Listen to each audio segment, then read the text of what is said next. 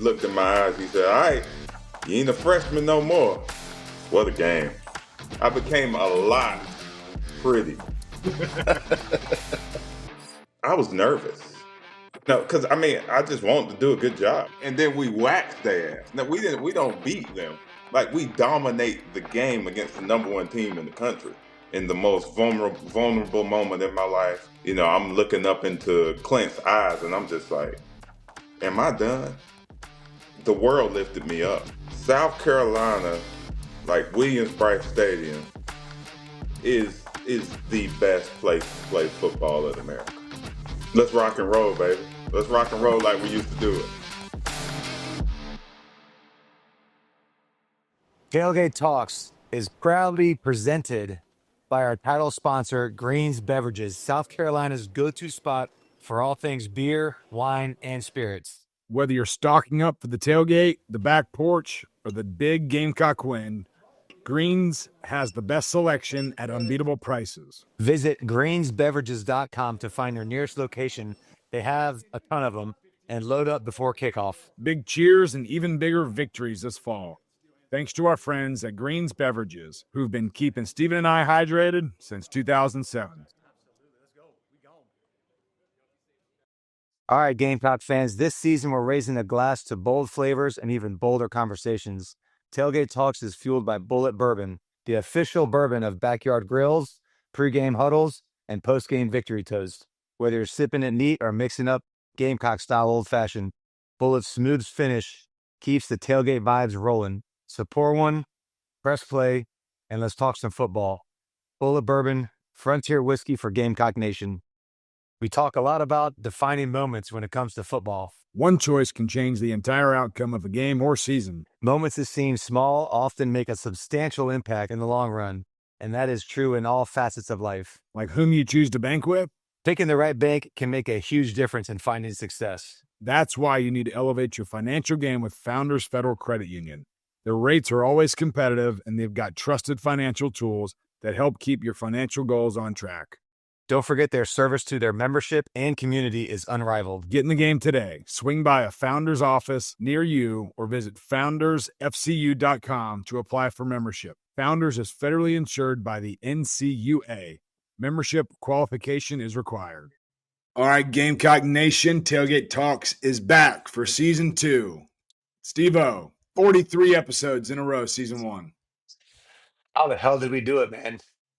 Teamwork. Teamwork makes the dream work. And spreadsheets and Google calendars and I have you dialed in. You saved the day. You saved the day, brother. You are a new man.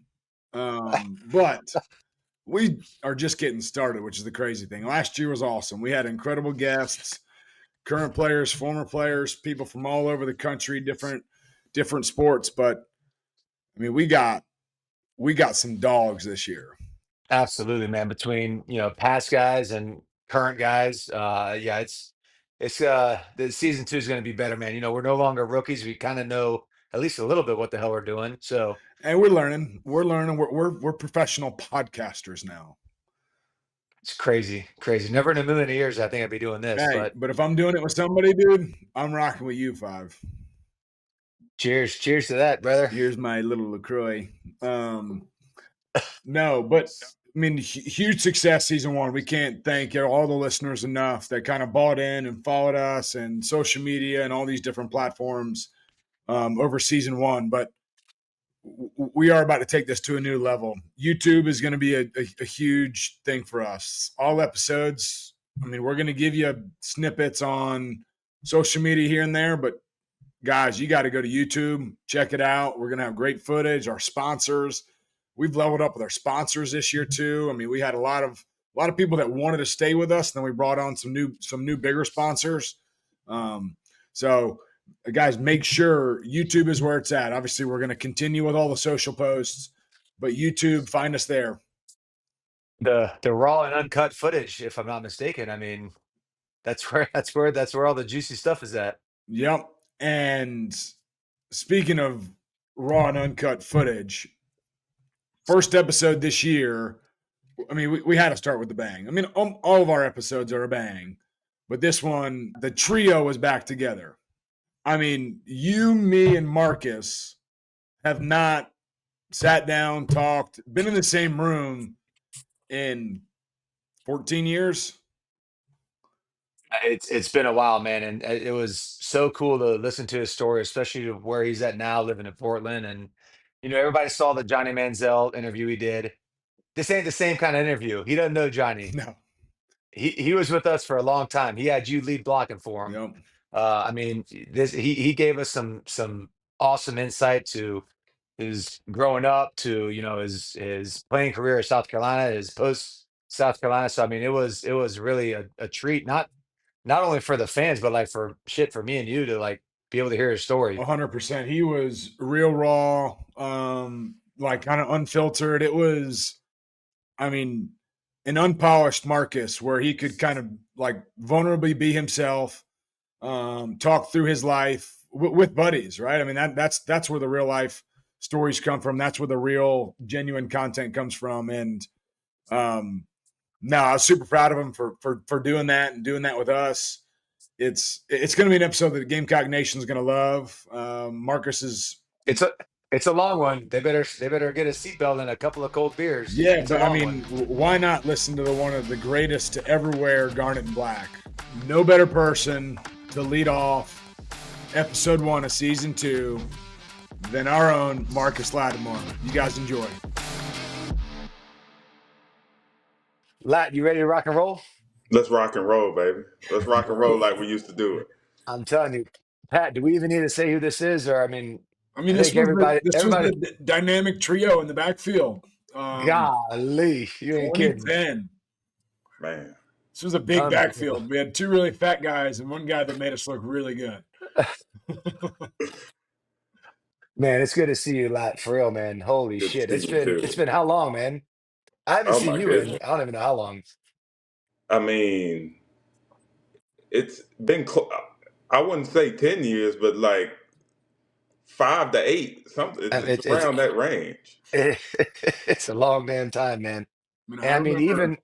even before this, I mean, I haven't ran into Pat or talked to Pat in several years before he reached out and wanted to do this. So we got the band back together again, I'm man.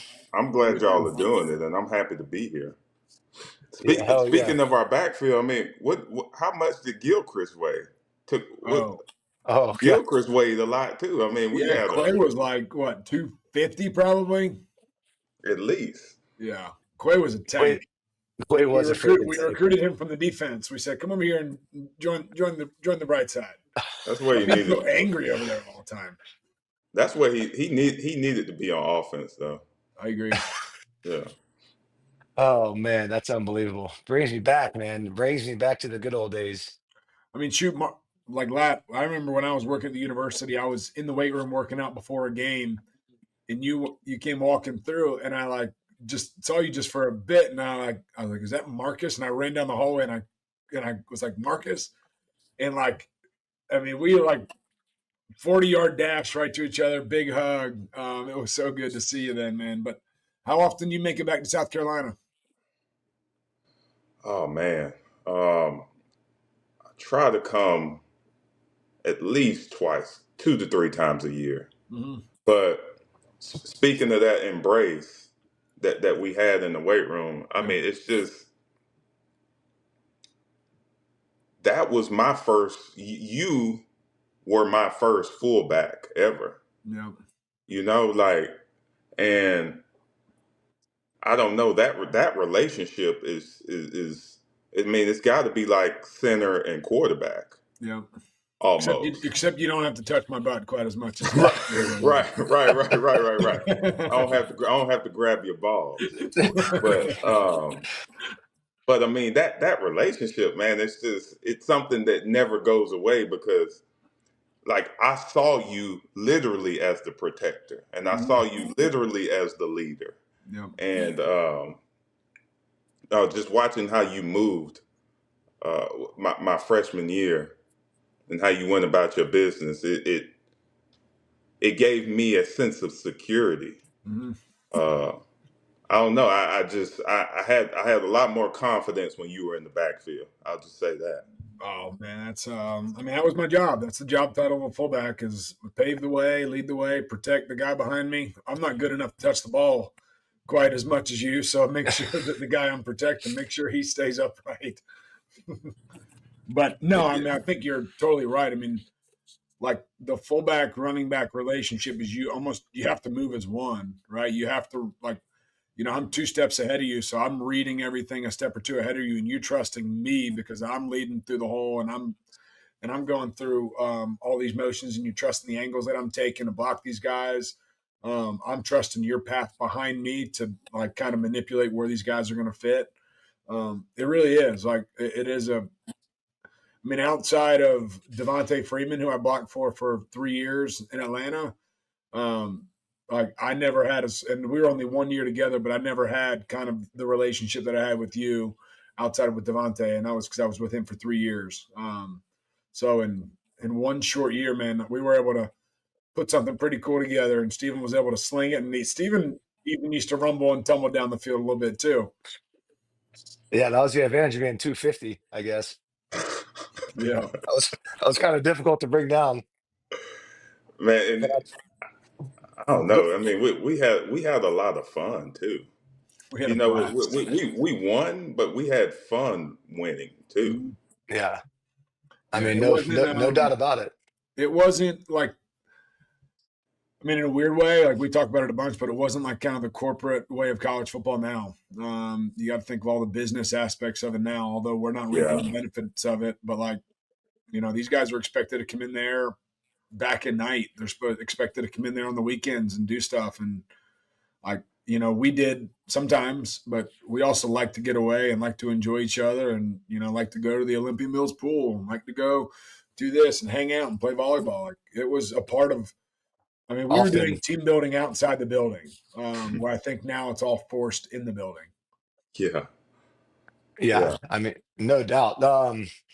Well, shit, man. Let's get right into it. Let's start from the very beginning, man. Like coming out of Burns High School, I remember watching you. I forgot who y'all played. It was some team out of Florida. Oh Do you gosh, don't bring that up. who was it? Was it Belglades? So we played 4 games on ESPN. Actually, not in ninth grade, my freshman year, we played Belle Glaze. Yes, That's right. and that game was on ESPN. In What tenth what grade, Willie Corn was the quarterback, right? Willie Corn was the quarterback. Yeah, that's the game Exactly. I remember. That's the game I remember watching. Okay. Yep. And that was my first action ever. Our senior running back during that time, he caught a full body cramp Oh wow! because I mean it was August in South Carolina, and I mean y'all know how that is. Yeah, it's And miserable. It's the hottest place on earth. I'm telling you, people really don't understand. No, they do But not. he caught a full body cramp, and I went in during the third quarter, played a little bit, and then I came back in. I was subbing with another running back. Then I came back in during the fourth quarter, and I scored the touchdown to seal the game.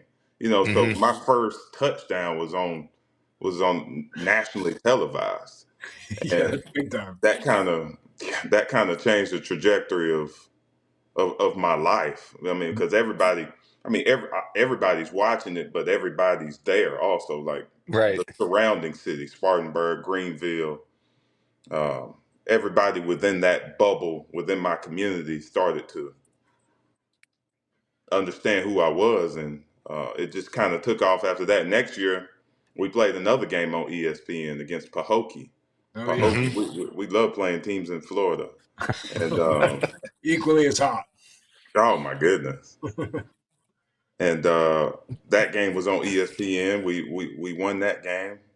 Um, Won a state championship after that, Mhm. and that's when after my sophomore year, that's when I received my first offer, and it was from Clemson, and then South Carolina, and then it was just like a cascade after that, Then the rest of the country, like everybody. and then the rest of the country. Well, I mean, yeah, you were what was it? The ninth ranked overall player coming out of high school. Ninth ranked overall, first national. the number one ranked running back in the country. Yeah. And I mean, you're Mr. Football in South Carolina. Like Mr. Football, you had everything. Gatorade Player of the Year, Mhm. Army All-American. I mean, just any accolade that you could name. I received it. You know, we had a good team though. I mean, I think my senior year we had 18 kids play college football and 9 of them went D1. That's Holy shit. impressive. Yeah, that was like my senior year. We played Miami Northwestern, Oh wow. 2007, and they had I want to say in 2 recruiting classes they had like 28 or 29 guys go D1, like 16 to Miami or something absurd.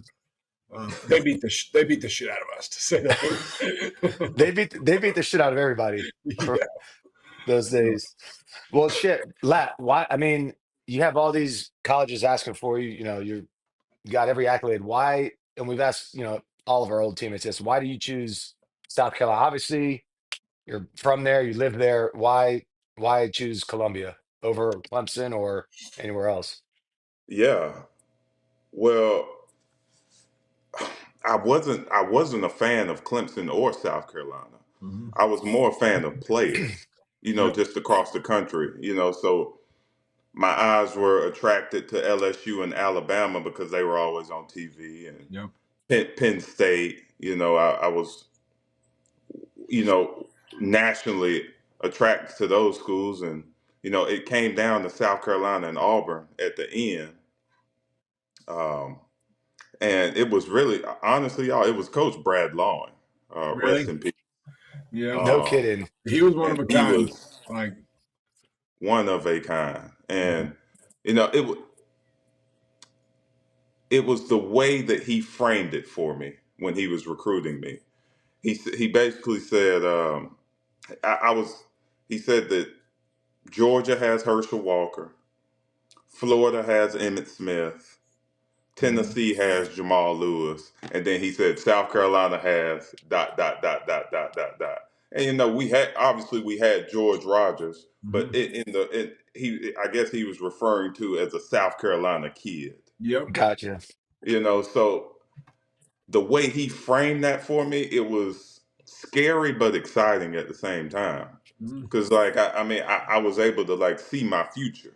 Mhm. Like he was putting me in the class of these immortal SEC players. Yep. Right. Let So me I'm ask you this, like, man.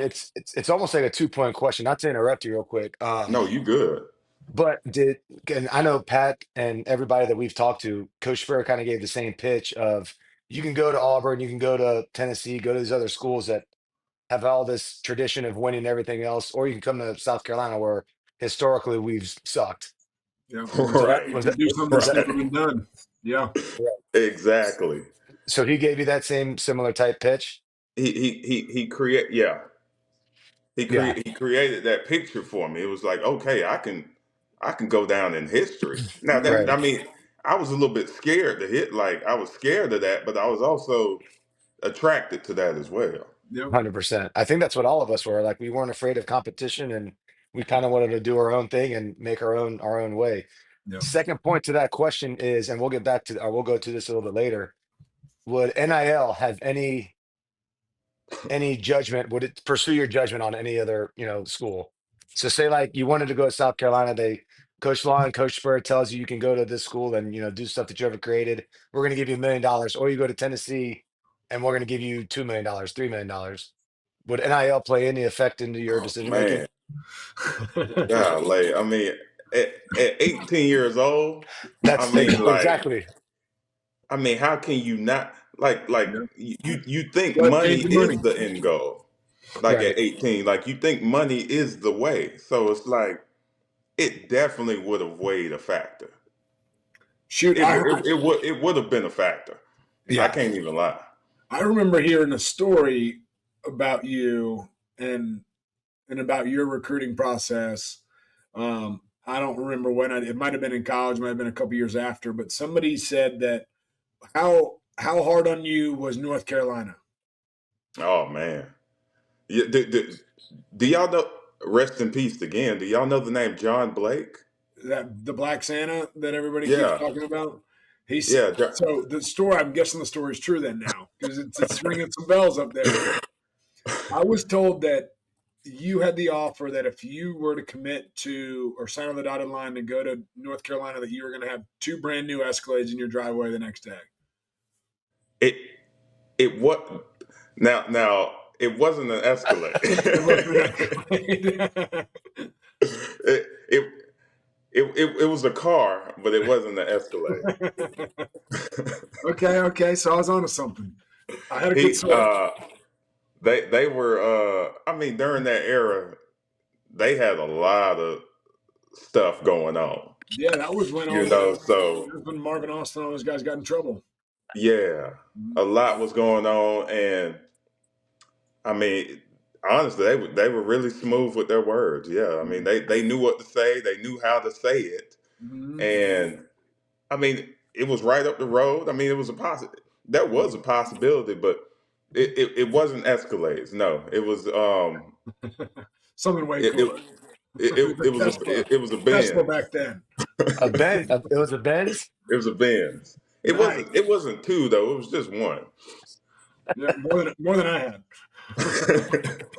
Right, man. That's how these stories go, man. These rumors, they just get inflated like hell. They didn't know me though, because I mean I wasn't even attracted to cars like that. Yeah. It just that didn't draw me though. Mm-hmm. Pretty sweet offer. Yeah, that'll play. Gamecock Nation, it's time to fire up the grills, grab your cold ones, and get ready for kickoff. Join us at Steel Hands Brewing for the Garnet Black Bash featuring Gamecock Central, the ultimate season kickoff party. Live music from our Gamecock friend Ryan Trotty, ice cold Steel Hands brews, and Gamecocks from all over. Let's pack the house for this free event and set the tone for a huge football season. Saturday, August 16th, starting at 5 p.m. at Steel Hands Brewing in Casey. Be there. It's football time in Carolina. Let's go. Hey, Gamecocks. At Granger Owings, style starts with you. From custom fits to emerging brands, they offer a curated selection of women's and men's clothing for work, weekends, and every moment in between. Their stylists take the time to understand your lifestyle, then help you build a wardrobe that fits your needs and feels like you. Shop in store, downtown on Main Street and Trenton Plaza, or book a fitting online at grangerowings.com. Granger Owings, where personal style meets personal service. Tailgate Talks is powered by Lanier & Burroughs, South Carolina's premier accident attorneys. If you've been in a truck wreck, car crash, slip and fall, or suffered injury on the job, these guys have the experience to fight for the compensation you deserve. Founding partner Louis Lanier has been battling for South Carolina since 1974, and Shane Burroughs brings over 15 years of top-rated trial experience. Best part? They're Gamecocks, and they offer a free initial consultation and will come to you. Give them a call at 803-268-9800 or visit landblawfirm.com. Lanier and Burroughs, fierce advocates, local roots, proven results. Well, talk about, I guess, coming to South Carolina with all the hype, being an in-state kid, number one running back, number one recruit in the state, Mr. Football. Talk about kind of like the pressure expectation, or was it when you got there and you kind of met me, Steven, your recruiting class, all those guys, that you kind of like all that stuff disappeared? I definitely think it was helpful having a lot of South Carolina senior, a lot of South Carolina boys with me, like Dylan Thompson and Bruce Ellington and AJ Can, like having them in the same room with me, Nick Jones. I'm missing so many, but having them in the room with me, that gave me a little bit of comfort. I was I was scared. I mean, not scared. I was just I was nervous. No, because I mean, I just wanted to do a good job. I wanted to be a good player. I wanted to meet all of these expectations that society had for me and the fans had. And it's a lot. And it was a lot. Yeah. But you know, I realized I didn't. When I got there, I realized I didn't have to do that. All I had to do was compete and work hard. You know, having y'all there. I don't know. we didn't have a lot of ego guys. Like we didn't have guys who were I agree. like, We didn't have many I'm me guys. big, I'm better, I'm greater than anything. So I don't know. We had some fiery guys, but they weren't that bigger than the team. Yeah, Right. I agree. We all hung out, man. We all, went to village together, all went to the pool together. I mean, we just did a bunch of shit together, and that was, Yeah. Pat talks about all the time, and I never even thought about it back then, but I 100% contribute that stuff as to, 100%. why we were so close and why we were, so Well, successful. and Uh, Steve, like you were the glue guy. Like, I mean, Sunday fun day, man. yes, Sunday Fun Day was a real thing. And then show Hell up and yeah. do Sunday, or was it Monday Night Football the next day? Yeah. Oh yeah. Same thing, man. I mean, just win or lose, we still lose, and yeah, I mean, shit, we had a blast, but it wasn't just us. I mean, it was everybody. The whole team was, I getting remember involved in, kind of let Antonio your hair down. Allen coming. I mean, I remember like we had guys at every position group, Spencer Lanning, the A hu- kickers, and like 100%. every party we had, every time we hung out, every time we went and got social. It wasn't like, I think in today's age of college sports, it's like very position specific. I only hang out with the linebackers. I only hang out with the quarterbacks. I only hang out with this Right. group. Um, no, it was like, and Stephen and I kind of like challenged ourselves. Hey, did you invite the offensive line? Did you invite the defensive line? Did you text those guys? Because if we were going to do something, we wanted it to be a family affair. I'll tell you what, That Lat, man, I still I I think still that see. that that that makes the difference. Oh, That's what it made the definitely difference. does. Yeah, no, I still see Broadhead and Seaver every now and then. You remember those guys? Broad, broad. All right. So that's the key right there. Like when you bring, like, when I hear names like that, Broadhead and single face, and like, man, we had so many guys that had nicknames. Like Yeah, like you call me Lat. yeah, We call you Five. Like, I yeah. mean, it's just when you give nicknames to your teammates, that's how you know, like, the camaraderie and the chemistry is flowing. Yep, Oh man, 100%. that's so fun. I haven't heard the term single face in since now. That's unbelievable. Oh God. Oh my God, goodness. what did he play? He played offense or defensive line? He played both a little bit, I think, but mostly offensive line, right? Who are I, you? I, I Who is single face? Steven Singleton. Steven Oh, single face. he came in as a Yeah, defensive lineman and came. Oh my God. Yeah. He came to offense. Ended up playing guard. oh my God, that's I unbelievable. you know what though? I attribute a lot of that to Coach Spurrier. Mm, Oh, Because 100%. Coach Spurrier was a low key clown too. yeah, 100%. Like, I mean, he had his clownish ways, he had his voices. Oh, he's I the don't biggest know, smart man. It ass was on our just team. Yeah, he truly was. But I mean, like Uh, the crazy thing is, like he kept it like, we didn't want to let him down, and we knew he had a high right. expectation. But he did a really good, like, weird job of like making tense moments like funny. Um, Yes. and like, although if you were the one he was yelling at, like, you kind of were sitting back in your chair, like, oh gosh, please don't do this. yeah, And then like it like somehow turned into lighthearted, even though you were still getting your ass ripped. Unless you were Steven, and then you just like everything sucked for you. Man. God, it Um, was miserable. The I like there's only a few times where, like, you feel bad for a position group. mhm, And it was the quarterbacks. Like, yeah, the quarterbacks always, like, just it didn't matter. It didn't matter if it was good, excellent, great. I mean, it was still something had to be said about the quarterbacks. 100%.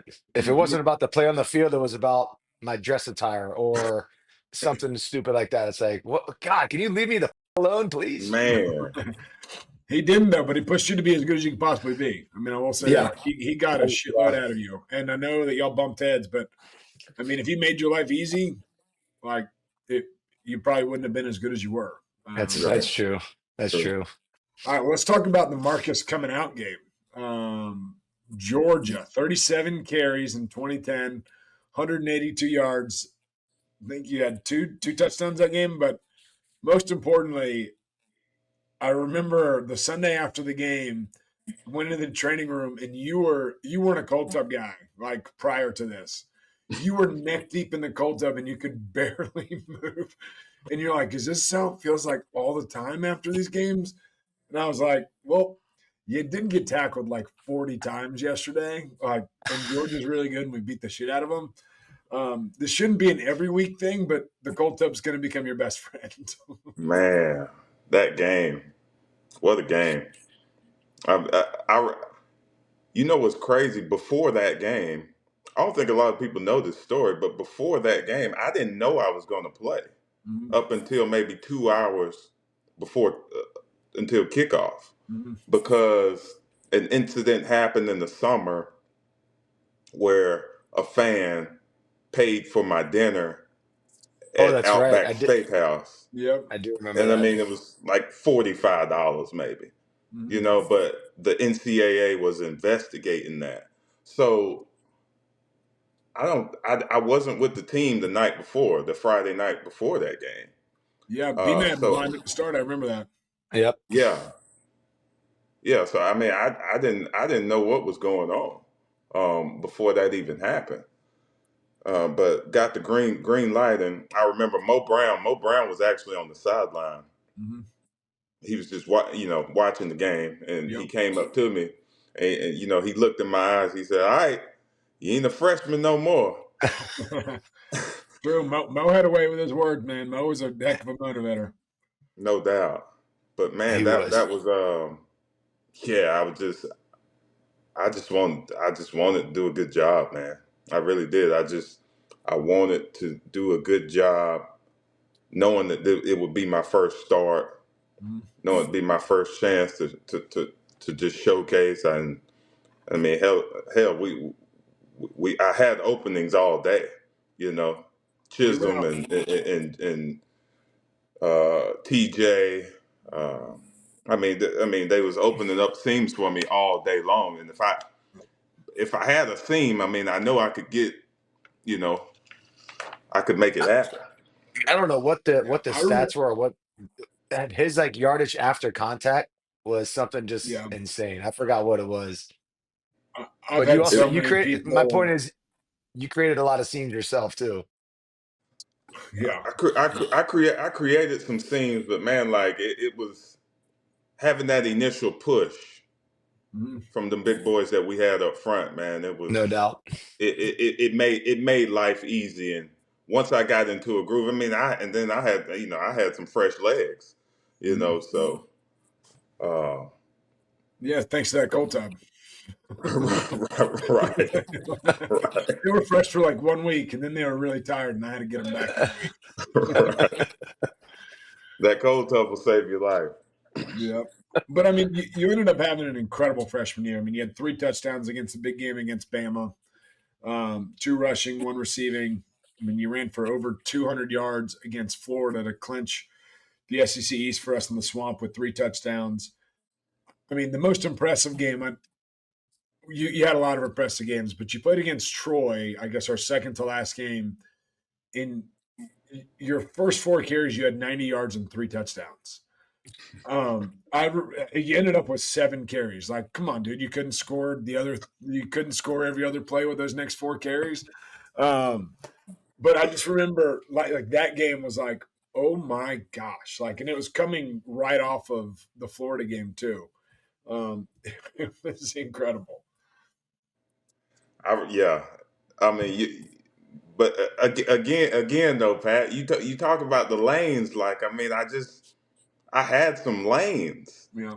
It would be a sin if I didn't No doubt. hit those lanes that I was having. And I mean, Yeah. it it was honestly, it was a cakewalk that game. Yeah. Well, I mean, I think you had an innate talent. I don't even like it was probably just something that you had just from repetitions in high school stuff, but like I was coached this way I mean, I think Robert Gillespie coached me this way to the end of my senior year and then on through my NFL career was, like feel the first level, see the second level. Like Mm, it was always reactional to what the front four did. Like if they stun it out, okay. If they're out, I'm in. If they're in, I'm out. Like that's just innate. But then to be able to see the second level, see how the linebackers are flowing and how they're fitting, like you had an innate job of moving people. Like if we ran a wide zone play and I'm supposed to go block this guy's outside shoulder and he's inside leverage, you lean in to hold him in to let me get his outside shoulder and create my block. So mm.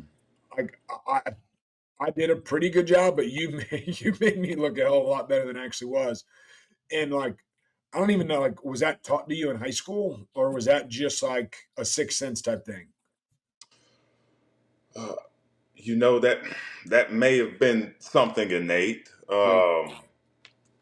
Just understanding angles Mhm. and how to be how to be deceptive. It's almost like when you watch when Le'Veon Bell came onto the scene in Yeah. Pittsburgh. I Yeah. mean, like he had this sense to slow down the play just a Mhm. little bit. Yep. That's a very good. That's I a very good comparison. yeah, like I wouldn't compare my style to him, but the ability to understand that most linebackers really ain't uh most They're more. linebackers that they're vicious. Yep, They 100%. want to be fast. They want to be quick. And if you can maneuver them with your mind a little bit more, Yep. you can make things happen. So yeah, it was something that developed over time in high school, and I mean, Coach Bentley was my Yep. high school coach, so Mhm. he taught the game from like the mind Mhm. down, and I think that helped, and I think I ran with good pad leverage as well. You did. I mean, Yeah. you like a lot of backs run with like a wide feet, like a decent base. Like you were able to be very linear, and like you think you're pretty susceptible when you don't have a base. Obviously, you're not on balance as much. But dude, you ran very tight legged, and you just were able to eat hits off the quads, and just people bounced off of you. Where most people, when they're like tight legged, they're stiff legged. Like a hit to the leg's just going to topple them right over. Like you ran with incredible balance, incredible vision. You were a physical back. You weren't afraid to drop your shoulders. You understood pad level. Like you understood like how to wiggle in and out of holes. Like, I mean, as a senior, like, I had Cord Boyd, I had Mike Davis, I had Brian Maddox, I had Jarvis Giles. And like you come in and I'm Jarvis. like, holy smokes, like this is a whole like these were really talented guys too that were older. And No this doubt. freshman's coming in and he's doing stuff that like I don't even understand as a fourth year senior who's played in a bunch of football games. You taught me a bunch and you didn't even know. Wow, wow. Another thing. I compared myself a lot to the other backs around the SEC, Mhm. and something mental that motivated me was just I wasn't as fast as the other guys. Mhm. And because I wasn't as fast as the other guys, I uh I ran. I always kept my feet moving Mhm. on contact because I just always had that insecurity in the back of my head, like man, like Lake Seatrunk and Michael Dyer and all these other guys during the SEC at that time, they were just so much more faster than me. Yep.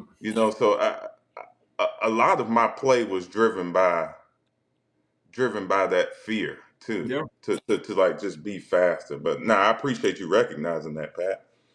I mean, I'm the same way. Like as a player, I always played that comparison game, and it's good and it's bad, right? Like it helps Yeah. motivate, but it also it's very humbling at times too. Like you feeling yourself, you play a good game, and you're like, damn man, my longest run, or I didn't have a catch, or whatever it was, and you look at other people's stats. So that's a good way to put it. I mean, I played that game all through the NFL too, and Mm. um, what it did is it took some of the joy of those experiences out of it for me because I was too busy being so critical of myself. And like I'm a guy who if a fullback plays 30 plays in the game, I have 2 bad ones and 28 good ones, I'm going to grade out pretty damn good. But I'm going to be so pissed at myself because of those 2 bad ones that I'm not going to be able to enjoy those 28 good ones. Damn. That's a good one. Yeah. Home Team Barbecue is fired up to take care of your tailgate and watch party needs this season. Home Team is known for its smoked meats, creative daily specials, and twists on Southern classic. Smoked wings, ribs, pulled pork sliders, barbecue nachos, or classic sides like mac and cheese and collard greens are the perfect feast to fuel your game day. Round up your friends and give Home Team Catering a shout at catering@hometeambarbecue.com or head to 5 Points for a frozen game changer cocktail and barbecue snacks to celebrate the next Gamecock's big win. Visit hometeambarbecue.com to check out the menu. Tailgate Talks is brought to you by JCQ Farms, a proud South Carolina family farm rooted in tradition and built on quality. Whether it's their premium beef, farm fresh produce, or their signature smoked meats, JCQ Farms brings the taste of the South straight to your table. Perfect for your next tailgate, backyard barbecue, or family dinner. Remember, always support your American farms because they are drying out each day. Support local, eat better, and stock up for the season. JCQ Farms, where quality meets Carolina pride.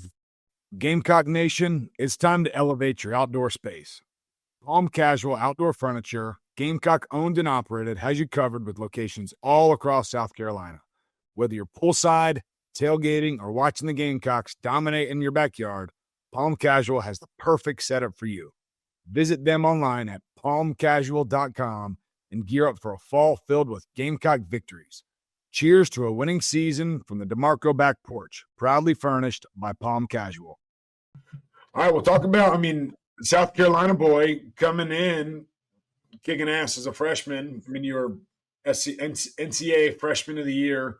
We make it to the SEC Championship game. Talk about what that meant as, Brad Long's vision became reality your freshman year. You probably thought it was going to be a 3-4 year, but it happened your first year. Talk about helping us get to the SEC East and all that stuff. So it was beautiful. It really was. I mean, everything. If I could have wrote a script of my life, I couldn't have wrote a better one up until that year. It was just everything that the fans imagined, everything that the state of South Carolina imagined, everything I imagined. It was just a lot of fun, and I'm riding this high. I'm on a high. Yep. I'm riding this high wave, and it's just it's beautiful. I'm getting more attention from the opposite sex. Yep. You became a lot prettier. I became a lot prettier. A lot prettier. And look, everywhere I go, everybody says I love you. I love you. I hear I love you 100 times a day. You can't really. Well, Drake has that song. Drake says in one of the songs, "My city loves me like a college running back." Wow. Yeah. And it's just like it's just crazy. It's just to be at that, to be admired in such a way. Yeah, well, a lot of it was how you handled yourself and that you were pro and kind of your mindset of I was just going to come in and compete and I wanted to please people. I wanted to come in here and be the guy that everybody wanted me to be. That's it. Is Coach Graham proud of me? Am I protecting number 5? Is our seniors at the time proud of me? Yep. Is Coach Spurrier liking what I'm doing? That was my mindset. That was it, and that's just what naturally happens. Success just naturally happened when I fixed my mind towards that. Mm-hmm. All right, well, let's talk about the bowl game because we got our asses kicked in the SEC Championship game, unfortunately. Even worse, the bowl game. Dickhead down below throws you into a trap corner. You ran the wrong. It wasn't his fault. It wasn't his fault. Check down. It wasn't his fault because I was it Bopper? Was that what we used to call it? It was Bopper, I didn't see I didn't see Greg Reed at all because I called it and I took 2 steps. That's enough to get your eyes around. Mhm. I didn't get He my eyes around and I got my ass knocked out. he Yeah, I forgot who the receiver was that was running around and just Pat, for the longest time I thought it was you. Whoever was I supposed to run that bender didn't run it and just kind of like half-assed it. I thought it was you. It's obviously no, not. I was out Oh, wide. I ran the MOR and was like wide open, honey hole, cover 2. Like, I mean, not that you're going to throw a honey hole fade out to a fullback, but I was freaking wide open. Um, you but I missed remember them fine. I was the first one running back after you got hit because I was on that side and I ran back. And I remember looking down and was like, "Oh shit!" Oh like, shit. like, Yeah. Rachel, everybody, come out here. I don't remember what happened until I started walking back back to the locker room. Yeah, it was Yeah, bad. it was bad. He hit me in the right Uh, spot. I was about to Mhm. say it had to be just the perfect spot because he was not a big dude at all. Yeah, Um, I I was mean, out. that's you get hit in the right spot, shit, poo poo happens. That's All right, it. Marcus, Lights off. um, give us like I mean, if you can reference back and remember like your favorite 2 or 3 plays of Coach Spurrier. If you could give us like Wow. what were the bread and butters that you wanted? Oh man. I don't remember the name of the play, but it was a man beater when we were in trips. Mhm. Everybody runs crossers Yep. in trips and I sneak through the line. God, what Is was it that? I halfback sneak special? through the line and Yep. they kind of like pick the linebacker. Yep. It was Halfback halfback special. special. Halfback special. Yep. You Halfback got special. That yeah. was my play. I think that was in that Kentucky game in 2010. I think, or yeah, in 2010, you had like a Yes. 75 or 80 yarder on that Oh my play. goodness. I love that play.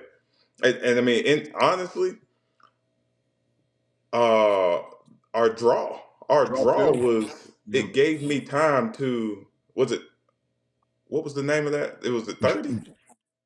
Was it draw two? Yeah, I think it was just draw two. Draw two. Our draw play, it gave me It was like our third and long play. Like every time we were like over 3rd and 10, it was just like we're in 2 back, and like I'm sitting there and I'm like, what the hell are these? Why are these teams flying out there? We're in 2 back. Do they not run tendencies anymore? yeah, halfback um, special and draw two. those, Absolutely. those were 2 dynamite plays. All right, Freaking draw two. talk about I mean inside zone, I mean like it's in my body forever. Like I could run inside zone, you open know, crossover road, every single day. press Every the single heel of play. the offensive line. Yep. You're speaking my language, Marcus. You're speaking Man, my language.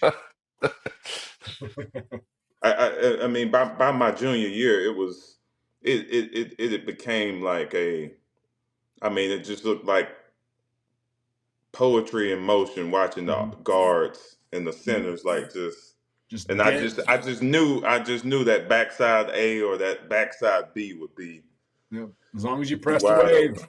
press it and ride the wave. Yes, What was it? Atlanta and Braves. I remember GA came in and he had some tight zone. We started going fastball. I remember that one of the signals was like maybe a right-handed hitter was Braves and left-handed was Atlanta or something like that. But I remember we got to a point where we could call the stuff fast because like we'd get defenses off guard and tire them out. man, I'm so Yeah. impressed. I'm so impressed that you can remember these plays. Dude, I got hit. I got hit in the head a bunch too. There's a lot of shit I Man, forgot. That's for sure. All Yeah, I right, let's remember talk about man, 2011 and like following up. NCAA freshman of the year. Expectations. I had left. I think Dalton Wilson was your fullback the following year. But talk about those expectations going into 2011. Kind of the off season, like everybody's still loving Marcus Lattimore. Talk about kind of all that. yeah, life is different. You know, everywhere you go, people recognize who you are, and they want to take a picture, or they want an autograph, or they just want to tell you thank you. I mean, it's a beautiful experience. And everybody's now throwing out that H word, the Heisman. So I'm like, okay, I'm about that. should I should I be okay? I guess I want the Heisman then. So I'm that honestly, I mean, that's in the back of my mind as I'm preparing for the season and going through summer workouts and getting bigger, getting stronger. We have a real good off season, and I mean, our expectations as a team. I mean, our expectations as a team that year was. I mean, we knew we had a team that could potentially go. I mean, potentially go all the way. We just had that type of talent, and I mean, it was. We were there. We were close. Yeah. Well, I mean, Yeah. the first 3 games of the season, you went 112, 176, and 246. You were well on your way, kind of setting the early precedent of all that. I mean, you ended up. I mean, and what's crazy is I remember I was actually back in South Carolina because I broke my foot my rookie year, and I mean, it was your first injury against Mississippi State. I mean, you're a running back, and it happens on a play where we're in Wildcat, and you're blocking, and you get rolled up Yeah. on the guy who misses a tackle. Yeah. I remember, like, I saw it on TV, and I'm like, "Are you kidding me?" Like, Yeah. and you locked the dude up too, and the guy like tried to bail off late and make the play and rolled you up. Talk about kind of that first injury and your first thoughts. I mean, you're having a hell of a year. Yeah. I mean, like you mentioned, I mean, the year is going great. Um, we running the ball well. We throwing the ball well. Defense is playing awesome. And I see it inside. I see New York in sight. Going into Mississippi State, and they had a tough team that year. They had a really good defense, but we got it to the fourth quarter, and Bruce takes that direct snap, and we run outside zone, and I'm out there, and the guy chasing Bruce runs directly into the back of my left knee, and I felt it. Like I heard a pop, and I also felt it. So the pain was grimacing. Like I felt, and I just instinctively grabbed my knee. I grabbed my left knee, and I didn't know what it was, but I for sure knew that it was bad because I couldn't put any weight on the left side.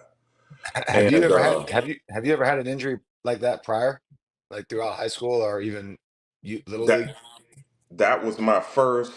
When I was a kid, maybe at 4 years old, I broke my leg. But I mean that healed. When you're a kid, it just It heals. heals, That's right? just cartilage at Yeah, that point. right, exactly. But I mean, other than the ankle sprain in high school, no, five. I mean, that was my first major injury. Uh, couldn't put any weight on it. Once they put the whole knee strap on it, I mean, I knew that the season was over with. Although they didn't tell me until I got to the back that it was ACL, and I torn my ACL and I tore my Jeez. MCL. Jeez. Uh, you know, Not only that, a month after that, my grandfather dies, and then a couple of months after that, my grandmother dies. These were two people that I saw frequently. Throughout uh, through throughout high school, throughout college. Anytime I went back home, I was going to see my grandparents, and so that script, like it just that was like just being written, it just kind of like hit. Flipped on I its mean, head. Yeah. yeah, it just completely changed on the dime. Like my sophomore year, going into my junior year, going into that spring. Yeah. We'll talk Yeah, about. I mean, those scripts suck, man. Tell me about it. Golly. yeah. I mean, I would have won a Super Bowl if the script would have stayed its course. We'll talk about Dr. Guy and Trainer Clinton, all the people that kind of poured into your life and helped you, and Adrian Dupre and Bullet and all your coaches, Coach Graham. Talk about all the people that after that injury really poured into you and got you back right, got you back on the field in 2012. Brag on those people. Yeah, man. Clint and Rachel. I mean, like those two. They're special. Two constants, throughout my entire career and throughout our entire careers. I mean, like just like two calming presence. Mm-hmm. Like when you looked at them, you were reminded that everything's going to be okay. Mm-hmm. Although it wasn't at the time. And I remember when I got out of surgery after that first injury, and I saw my quad muscle. Like, man, I had built, at that point, I was squatting before that injury, I was squatting 440, 450. Mm-hmm. And I looked, when I got out of surgery and I saw my quad muscle and it was like nothing. Yeah. I mean, I was almost I almost started crying. And then how do I get this back? How? Yeah. How does it even happen? And then the guy tells me to raise my leg. And, I can't even, I'm squeezing, but there's nothing to squeeze. Mm-hmm. So I'm trying to raise my leg and he's like, keep trying. I mean, he stood there for we stood there for the next 10 minutes until I raised it maybe 3 inches off the. Yeah. And it was just that meticulous process of just raising. He'd come in there and bend it, extend it, calf raise, ankle circle. I mean, it was just like they were there with me throughout the whole redevelopment of my muscle. Yeah. Like my quad muscle, my hamstring muscle, all just. Well, I mean, I remember specifically. I mean, this was 2010, 2011, before ACLs were 3-month recoveries. Now it's ridiculous with sports science and all the different technology out there. I mean, I remember. I mean, you were probably one of them, but doing the flexion and bending your knee after an ACL surgery back then, you're a tough SOB, and we play with a bunch of tough dudes. I mean, I remember tears, screaming, yelling, guys having to put towels in their mouth when they were doing the first initial couple bends. I mean, it is you're on top of the world, and now the smallest movement of lifting your leg up, which you've done 19 million times in your life, is one of the hardest tasks you've ever done. And you're sitting there and you're like, I just ran for 250 yards against an SEC team and I can't lift my leg up now. How am I ever going to get back to doing that again? It's demoralizing almost. I mean, I can't drive anywhere. Got my girlfriend driving me everywhere. I can barely sit on the toilet. I can, I gotta ask. Now I gotta ask for help. I gotta ask can you get me a glass of water? I mean, it's just kind of helpless. It's helpless. I mean, that's the word right there, helpless. Yeah. It's just a very humbling process to go through, and anybody that goes through it, it always takes me back to those moments, And I mean, heck, you can't even be on the sideline when you got an ACL for the first couple weeks at least. You just need to be because your leg needs to be elevated. So now I'm in my dorm room and I'm just sitting there, isolated. Right. Yeah, that's a lonely feeling. Yeah, I mean, shit, you were able to lift your leg, and you were able to get back to squatting 400 or 500 pounds. You were able to get back on the field, back in there with your teammates. Went through the off-season program. You probably missed spring ball that year, like Steven was able to do that quite a bit for different reasons. But I mean, you were back grinding that summer. Went through fall camp, and sure enough, 2012 rolls around, and you're you're back out there week one, which is pretty unheard of. I mean, that was one of the faster ACL MCL recoveries at that time. And that's a tribute to, one, the team of people, your support staff, everybody that was helping you, but two, your mindset and your work ethic. And it still was that mindset of like, Coach Spurrier wants me to still be the guy. And, you know, all these coaches still expect me to do this. This fan base, like, I'm going to give them what they got a taste of back in 2010. I'm going to get back to that guy. And I mean, you went into 2012 and you had several hundred yard games. You scored 11 touchdowns. Like, when I was looking back at your stats, like, you must have been on a snap count or a pitch count, because you didn't have like 30 and 40 carries like you did your freshman year. Granted, you probably had more talent around you then. But that all leads into, I know exactly where I was when you hurt your knee against Tennessee. I was sitting in my apartment. It was a Saturday. My parents were up there in Kansas City. I was playing with the Chiefs, watching the game, and it happened. And I remember both my parents were in the kitchen, and I just started sobbing. And they're like, "What's going on?" And I was like, Marcus got hurt again, and it doesn't look good. And they're like, "Oh my gosh!" And they immediately came over there and consoled me, and we started praying. But I can't imagine what you were going through in that moment. I mean, all the emotions, anger, fear, just why.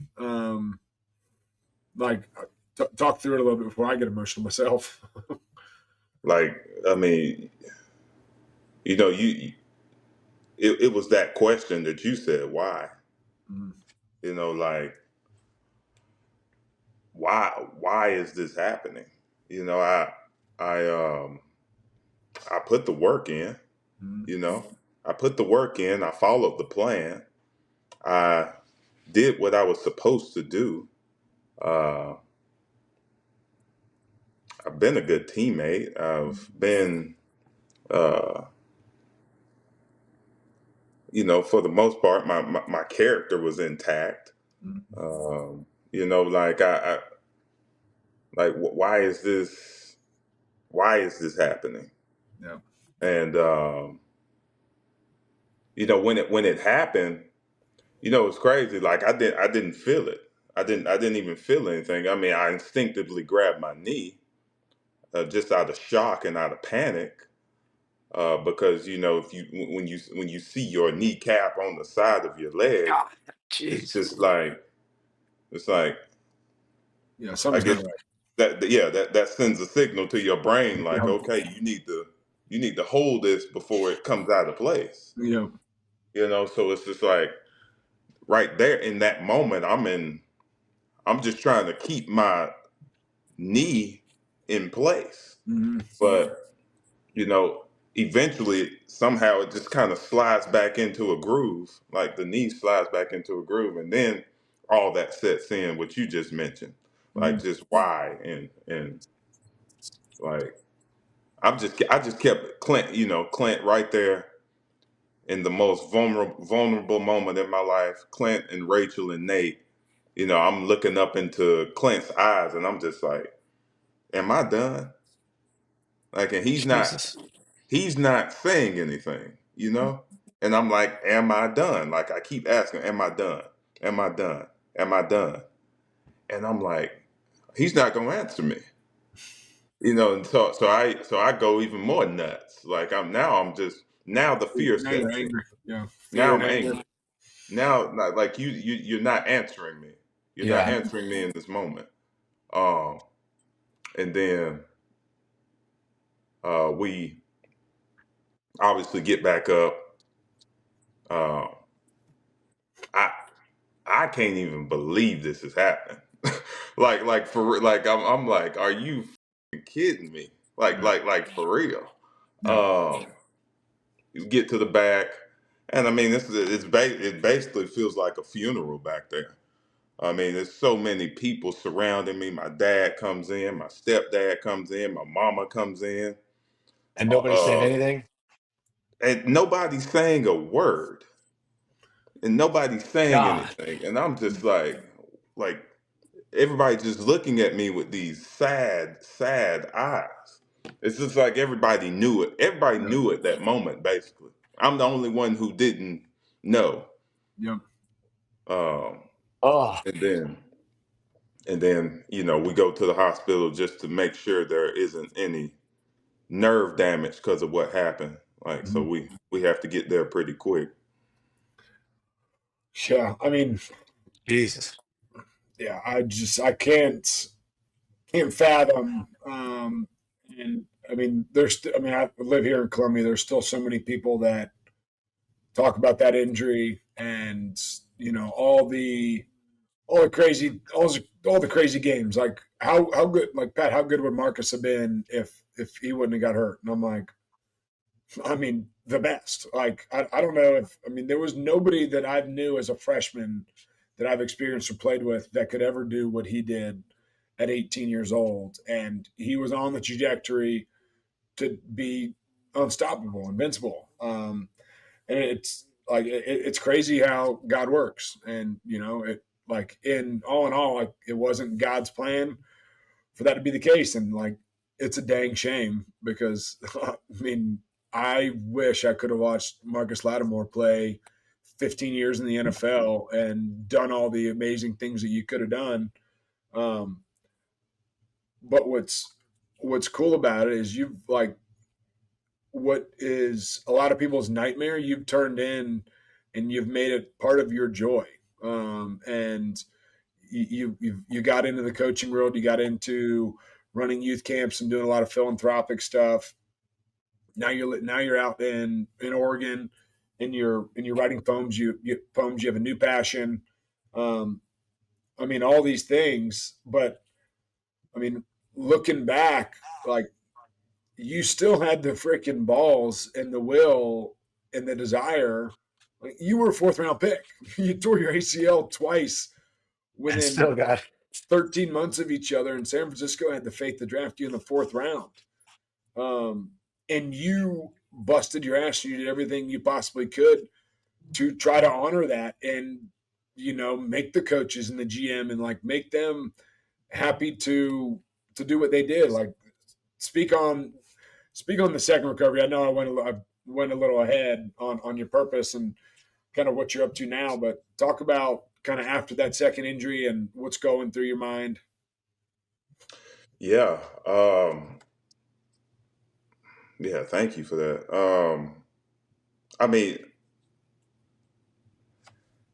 When I'm in the room after the injury happens, all of our teammates start to file in, and it's just nothing but pure love. I think Ronald Patrick sat there for like 5 hours. Yeah, I love Ronald. Yeah, and it was just pure love. And then after that, I just get many calls from all over America. Many texts. South Carolinians from every corner of the state just reaching out to me, sending me letters. That there might be 50,000 letters in my mom's garage from after that moment, just from South Carolinians. And I get a call from Clinton Portis, who had a catastrophic injury. Yep.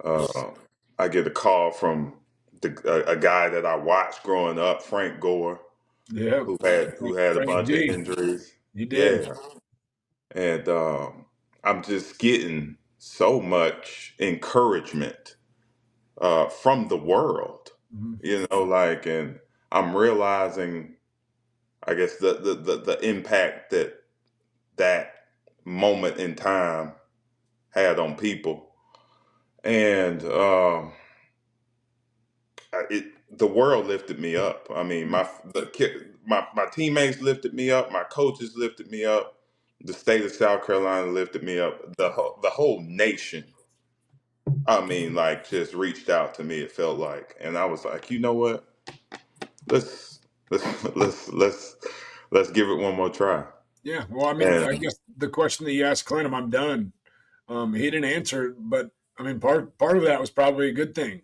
Like, mm, you didn't yeah, find solace, and like he didn't give you an answer. You didn't find solace in it, and said, "Shit, my story's not over. Let's see what else is in the bag." right, right. And I go down.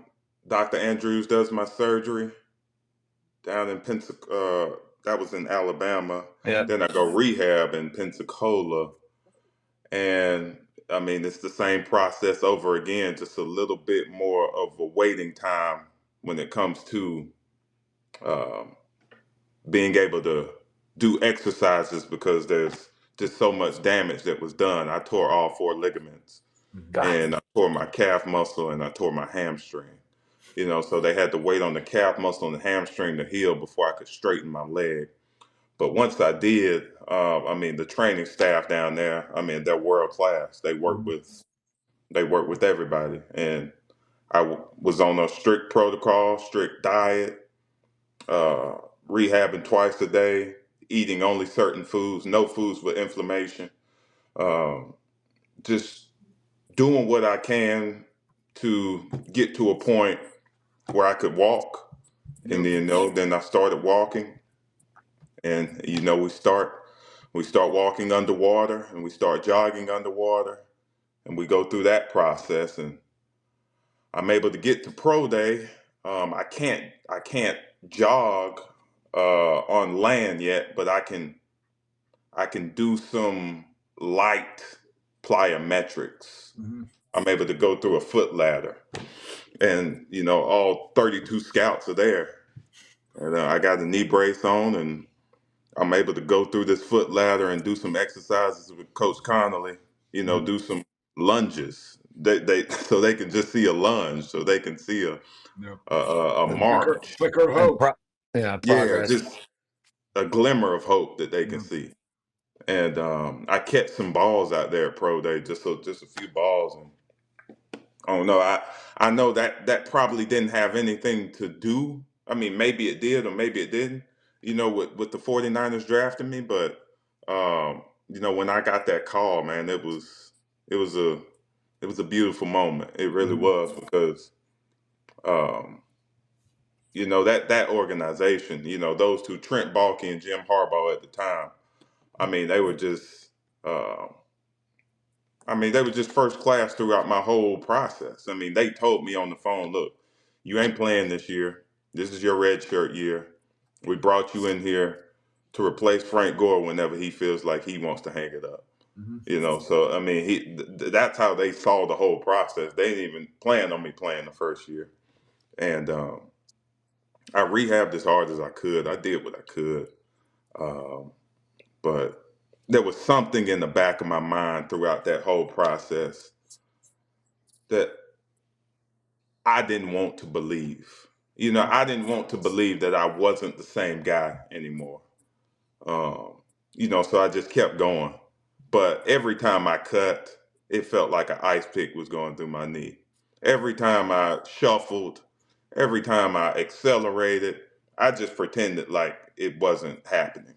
Mhm. I didn't want to believe that. I wasn't here to feel my feelings. I'm here to replace Frank Gore. Yep. Right. So I'm gonna push through this with whatever I gotta do. Can I take half of oxy? Yep. Let's do this. Let's keep going. Take a Yep. half of oxy. Let's keep going.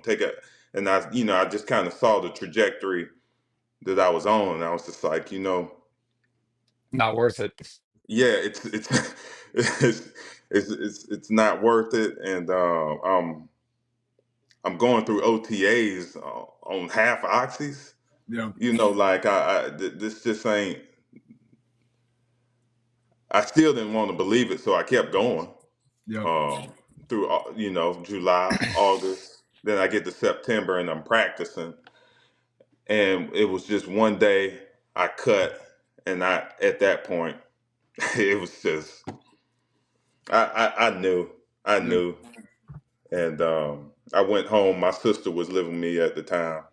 She came, She saw ice on my knee, tears in my eyes, and I told her, I was just like, I can't do this shit no more. And that was the first. That was the first time I admitted. I said it out loud that I can't do it anymore. I just like admitted it to myself because I mean that wasn't in the plans. This ain't in Right. the plan.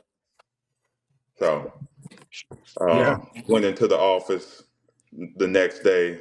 And coach, athletic trainer Jeff Ferguson, and I mean they were nothing but first class. He took me up to the office with Trent Baalke and Jim Harbaugh. I told them. They said we knew this was a possibility. You did all you could. You want to start your coaching career? You can start it here. You want to start your scouting career? You can start it here. I mean, I'd like to have them with that type of response after it Yeah. happened. I'm just That's like, pretty. man, That's pretty I cool. can't ask for nothing else. And I was dreading that conversation. Absolutely dreading it. Well, they saw you sell out and do everything you possibly could. You got your closure. Like you realized that it was never going to be what it was.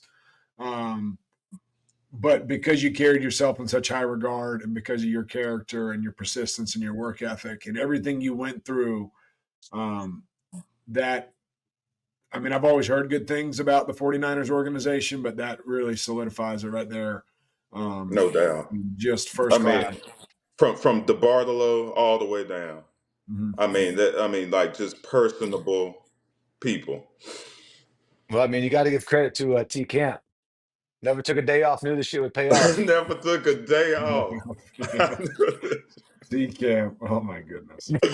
Oh I'll tell man. you, do you still hear from him or talk to him at all? I see what he's doing on Instagram and we That like send messages back and forth. this guy, I'll text him and he won't even respond to a text. He'll immediately FaceTime me. I'm like, T That's Camp, man, totally I Decamp. just want to say what's up, dude. Like, I don't need to FaceTime you, but I answered every time, and we just sit there and just laugh at each other for 20 minutes. I mean, you want to talk about a glue guy? Not Woo. to change the subject completely. I mean, I just want to lighten the mood up a little bit. I was kind Nah, of getting I teary-eyed appreciate there for a look, second. I Yeah, thank appreciate you. that. I didn't know I'm how to like, do it. yeah, I was like, man, I was about to say, Monster, grab me a bourbon or something. Hey, Damn. it's getting heavy in here. Yeah. But yeah, man. I mean, obviously T Camp was such a glue guy. But kind of just what were some of your most fond memories of? I mean, you could talk about on the field, off the field of kind of your time in Columbia and South Carolina. Oh my goodness, fond memories, I mean, man. I mean, hey, not any ones that are going to get any of us in trouble. R, no X, R. Yeah. You can live in the, your own world. the first thing that popped in my mind is the Alabama game. Yep. I Well, mean, such a beautiful day. Number one, like the weather was perfect, yeah. and then like you hit like after the game was over with, you know, you get glimpses of the TV copy, Mhm. and it's just like I envisioned Brent Musburger calling a game that I was in. And Yep. No you hear kidding. that voice come in like live from Columbia. I'm just Yeah. like, man. Surreal. And then we waxed their ass. Now Yep. we don't beat them. Like we dominate the game against the number one team in the country. Mhm. Um You had a day. Both of you guys had a day. Yeah, man, that was a man, fun one. That was a fun night. you was on fire, Five. Yep. The It's easy to throw to Alshon and hand the ball to you. Yeah, debatable. You did a damn good job. What were you, like 19 or 21? perfect. Something like that. It's perfect. I But But mean, I mean, it's so many man. There's so many moments though. Like in Columbia, like wow.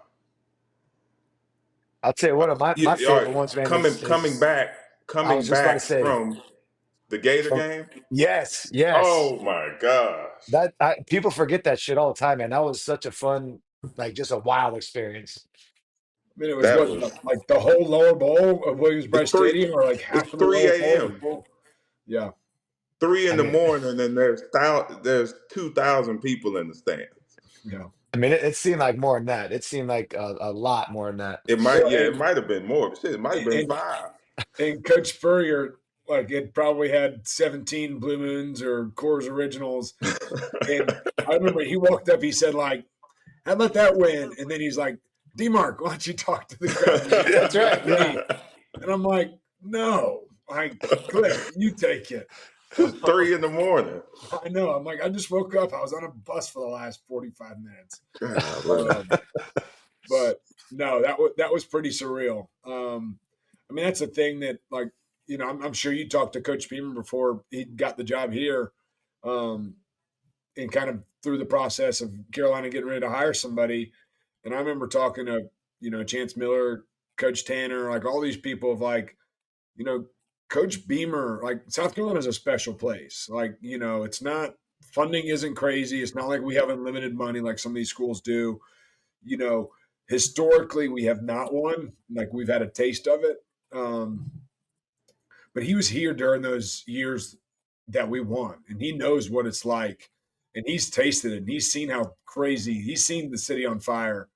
I'm like, you need a young, passionate guy like him who can recruit his ass off, who's loyal, who's a good family man, who's about all the right stuff with all the right people. And sure enough, man, the last 4 years have been fun watching Coach Beamer. I say this with no bias. South Carolina, like Williams-Brice Stadium, is the best place to play football in America. I agree. And you know we've been, I've been to LSU, been to Kentucky, been to you know, I've been to a game at Oregon, you know, Penn State. You know, I mean, it's just, I agree. There's nothing like dream spot. 2001 Sandstorm. Just the environment, the people. I mean, it's cliche, but it's something different about being at home and the place where you went and did it. So I mean, there's a lot of guys I played against in the NFL that said, I don't ever want to go back and play in Williams-Brice Stadium again. Like that place was miserable to play. It was 17,000 degrees. Your fans are mean as shit. That damn song that keeps playing. They're like, I was so happy to get out of that place. So way to go, Gamecock Nation. And that's what Coach Beamer understands. Like he knows it's a hidden gem. But it ain't hidden. It ain't hidden no more. I mean, we in the conversation. No question about it. Stadium renovations, man. Willie B's not going to look the way that Willie B looked like when we played in it here in the next couple of years. The whole city of like Jerry's World. Yeah, the whole city of Columbia is completely different from when we were there. Yeah, Marcus, I remember. I want to say this was Stephen Flint's wedding, so like 2014 or 2015. It was the first time I saw you post college. We were down in Charleston. He got married down there, and me, Mom, I was married to Kirsten at the time, and we were at breakfast at some restaurant in Charleston, and you and Miranda, your wife, walked in, and I was sitting there. It was probably 2015, 2016 maybe. Yeah. And I remember I got up, and you're like, oh my God, D-Mark. And the same exact hug that we had 2.5 years ago in the locker room, the embrace, we had in this restaurant. And I remember, like, you know, Kirsten didn't know who you were, and the mom and dad knew who you were, but like, I remember, like, I introduced you, and she's like, I feel like you love him more than you love me, Pat, like, based on that hug. Just because it had been so long. And, like, I mean, it was just a couple years before that, I was crying like a freaking baby when you got hurt against Tennessee. I'll never forget that moment of me and you. And that was the first time I met Miranda.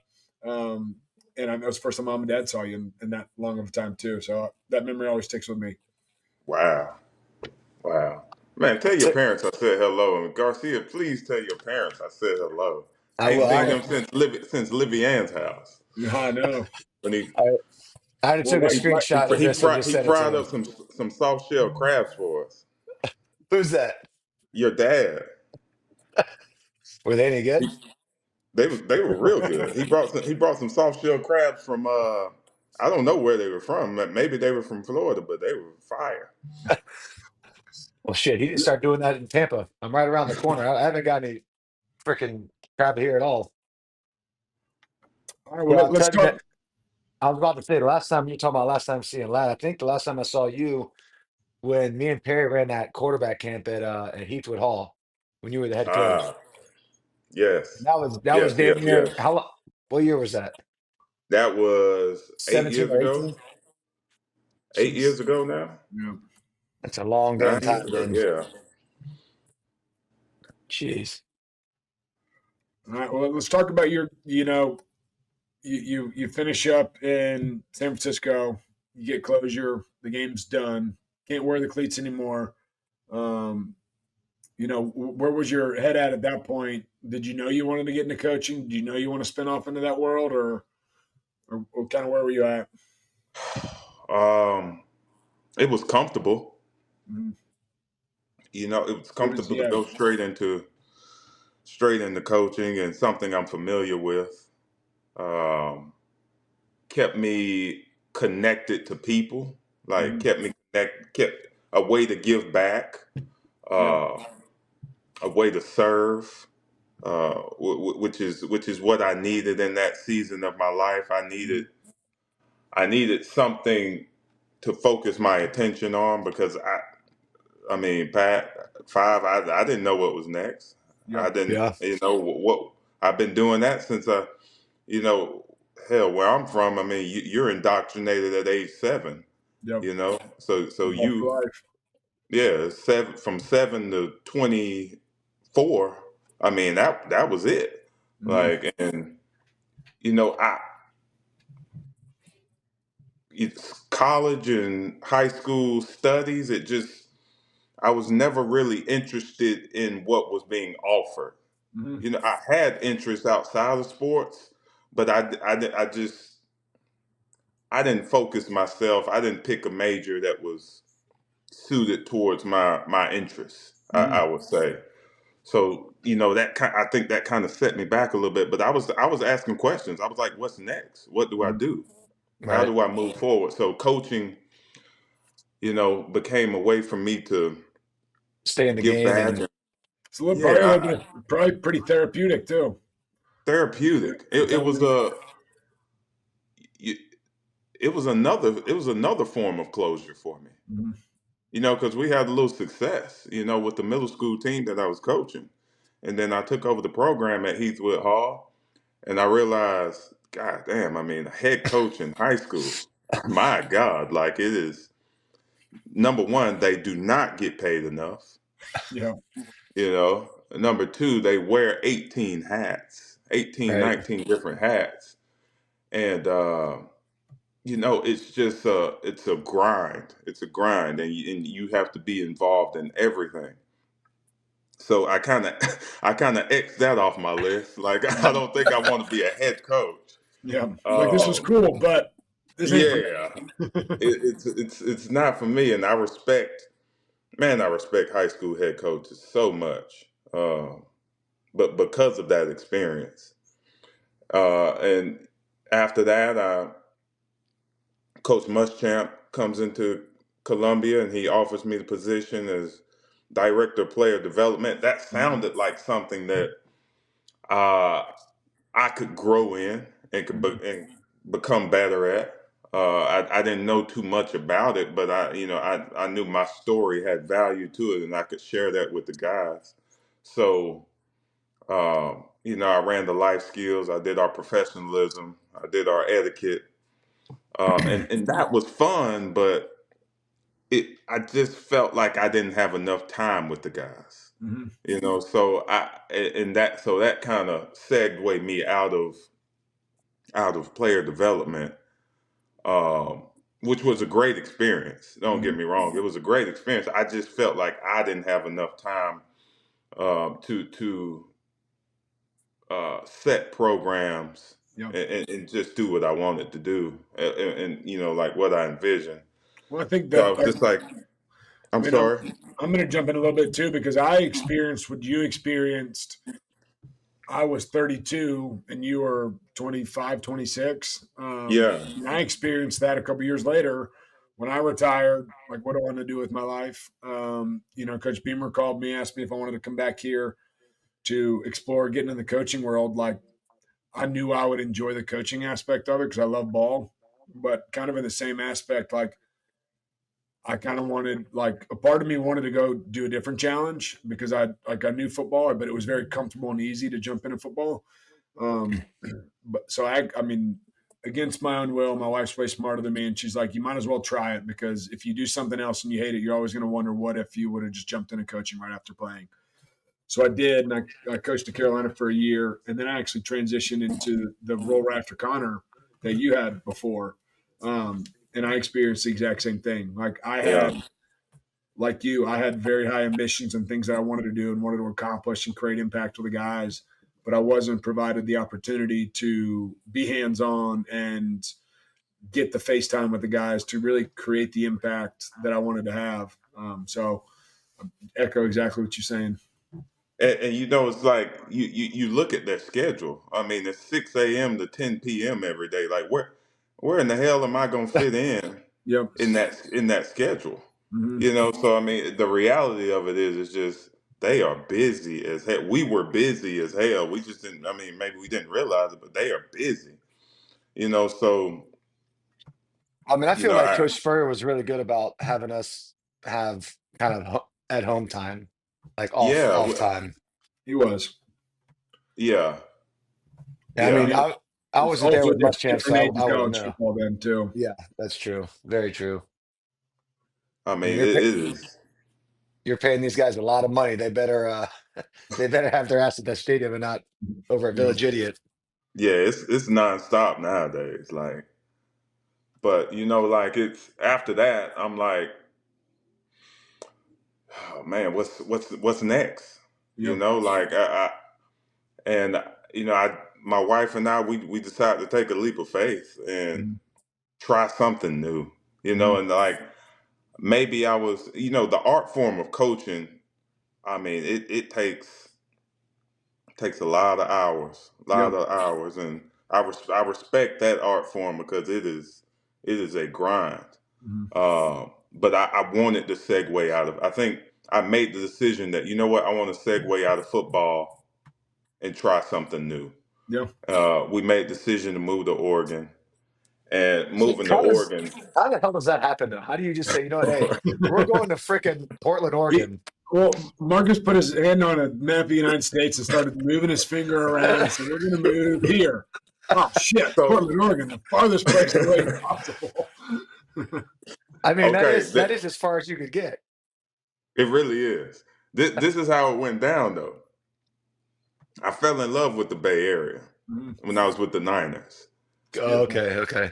And but the Bay Area, I mean, if you ain't a millionaire, you just can't live in the Bay Area. Yeah, it's crazy. Mm-hmm. But, you know, the West Coast in itself, it just has it's dramatic every way you look. Like just the trees, the mountains, the landscapes. It's just doesn't matter if you're in Washington, Oregon, or California. It doesn't matter. Like it's the most beautiful places on Earth. And we had been to Oregon one time before. Oregon was obviously a little bit cheaper than the Bay Area. Yep. And you know, I knew a little bit about Portland. I knew it was artistic. And you know, I was kind of sensing that I wanted to go more in an artistic way. It's like, okay, maybe Portland. Let's try Portland. We found some place affordable. We packed our bags and we left. And I mean, she was into the same thing too. Like she was ready to try something new in her life as well. So it was just like, I mean, you know, ever since we've been out here, I mean, it's just been diving into the arts. And you know, she teaches yoga and she's a photographer. And there's a photography event going on every day. There's art exhibit happening every day. There's spoken word poetry going on every night. It's just a very artistic city, and I've been Yeah. able to like cultivate new skills here, A lot and of like just lot of breweries over there, I hear too. lot of breweries. It's like most microbreweries per capita. Oh, wow. So I mean, and I mean Let the me know. landscape, man. If y'all have never been out here, I mean, I got two extra bedrooms. I was about to So say, y'all let me need know. y'all bring y'all asses on. Like I'll it's a come out there and beautiful brewery hop. place. For real. I'm down to come out. It's a beautiful place to explore. No, that's what I've heard. I know my brother's a brewer and over in St. Pete, and he says that the same thing is like Portland is kind of it's like the craft beer mecca of the country. Oh my So goodness. yeah, I need to come out there and we'll link up, man. We'll do some Sunday fun day. You got to come. You'll I'm love it. eventually going to do a golf trip out to Bandon Dunes. Have you heard of Bandon Dunes? It's like 3.5 or 4 hours outside of Portland, but like there's no way to get Do there. you know what city it's in? I'll look it up. It's not in Bend, Oregon, is it? It's in Bandon, yes. Bandon, Okay. Oregon. Bandon, Oregon. 3.5, 4 hours away from Portland. So you fly into Portland, and you take a shuttle bus to and it's dunes, mountains, like winds blowing 40 miles an hour. It's raining 60% of the time. But if you catch it on the 40, I've heard it's like the most surreal place. So when I do that, I'm going to book a day on the front end, a day on the back end to stay at to check out some of these breweries and stay with you. I'll come to where you are. You come to where I am. It don't matter. We'll make it happen. I love that. We got to. Yeah. It's been too damn long.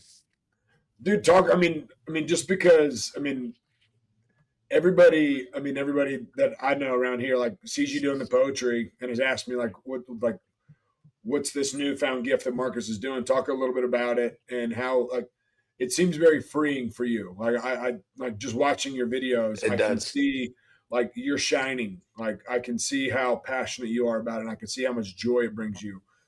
Speak on that a little bit. You know something, Pat? Like I've had some time to reflect on this. I don't know if I loved the game of football. Mm-hmm. I think I became good at it, and I worked hard at it, and I enjoyed it. But what I really enjoyed was like being in that state of flow, like being in a game and losing myself in that inside zone in between the tackles. Yeah. Like making making somebody miss. That was my favorite place to be. I think spoken word poetry gives me that same effect. It gives me that ability to like go into flow, but also the whole preparation behind it. Like I have to write it, I have to recite it, I have to memorize it. I have to memorize it over and over and over again. So that planning, the preparation, the discipline that comes with that, I think I was just missing those elements of what we had when we were part of a team. Yeah. Just like reading the playbook type deal? Yes, exactly.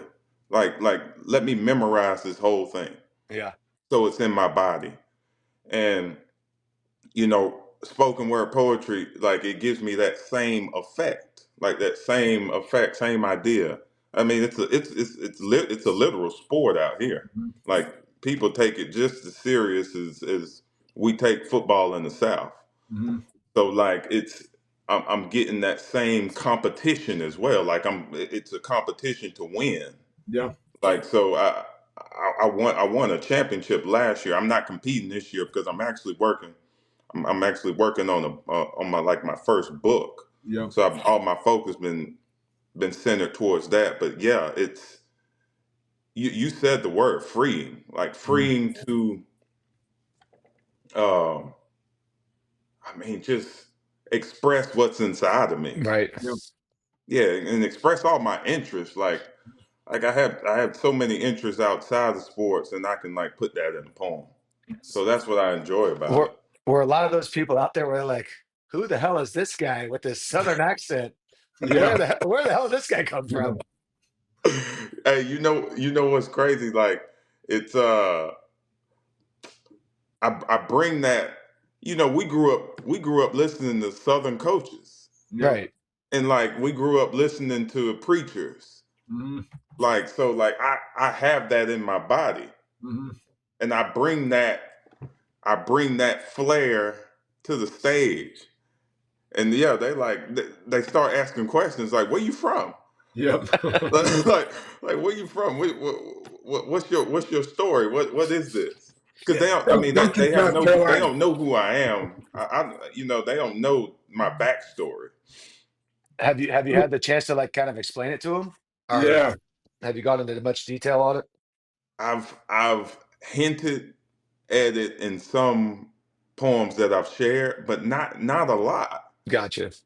I mean, Not a lot at all. but how cool is that? That it's like, it'd be different if you did poetry here at South Carolina. Everybody's going to clap at you because you're Marcus Lattimore. Right. But Right. for people to not know you on that level, and I mean, like watching some of your videos, like I, I mean, I kind of like feel you and I feel your passion, and you run in tight zone and you break a 75-yard run, and there's 75,000 people in Williams-Brice Stadium going nuts, and it's soothing, and it's I mean, it's just like you're in your zone, and like I see you when you're doing your poems, and like it's not 75,000 people cheering and screaming; it's the snap. Like I hear these snaps, Right. and I'm Right. like, I see how he gets the fix from that, because you Right. heard the crowd when you were playing, and now it's a lot more of a mellow sound. But I bet you feel that energy and you kind of vibe with it. Oh my goodness, dude! It's everything. Mm-hmm.